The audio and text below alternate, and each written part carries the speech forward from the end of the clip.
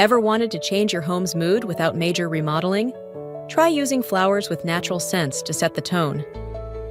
Aromatherapy flowers like lavender, roses, and jasmine can help you do just that, setting the mood in every room.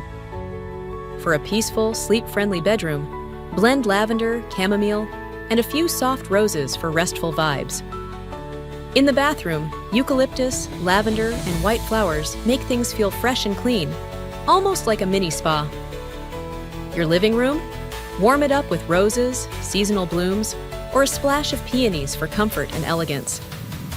Even your work-from-home space can benefit from greenery and calming jasmine, boosting focus and calmness. The trick? Match your flower selection to how you want a space to feel: restful, romantic, energizing, or comfortable. No need for fancy equipment.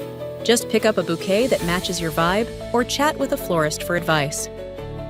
Give it a try and let the simple power of aromatherapy flowers transform your everyday routine.